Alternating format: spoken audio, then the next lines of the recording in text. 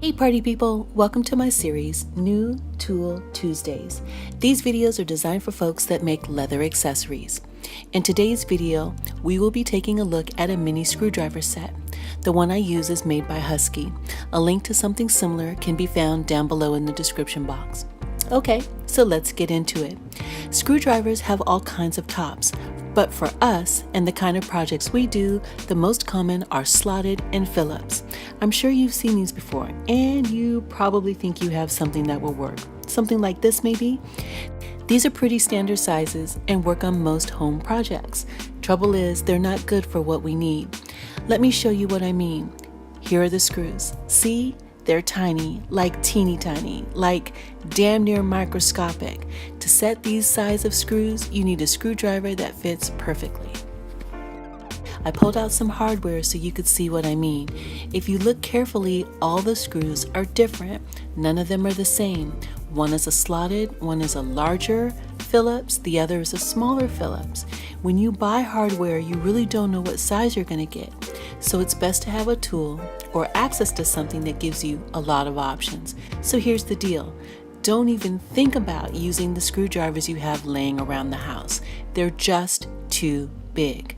If you try it, it's very likely you will strip down or grind the opening by jamming it in or force fitting it. I know, because I've done it. Once you strip it, it's useless. The hardware simply won't hold the way it's supposed to. This set, or something like it, is your best bet. It's compact, you have one main piece, and all you have to do is change out the screw tips.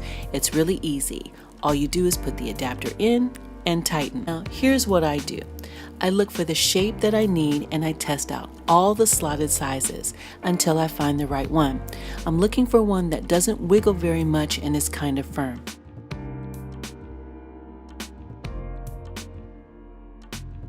Once you have the right one, it's fairly easy to maneuver. Next, the Phillips. Same deal. I just test all of the different options, all the different tips until I find one that fits. Okay, so a few words of friendly advice. Keep the screws safe. Either leave them in the hardware until you're ready or keep them in a plastic bag. They are hard as fuck to replace. So that's it for today's video. If you found this information helpful, please give this video a thumbs up and please leave a comment in the comment section. As always, I wish you bag success and I'll see you next time. Bye-bye.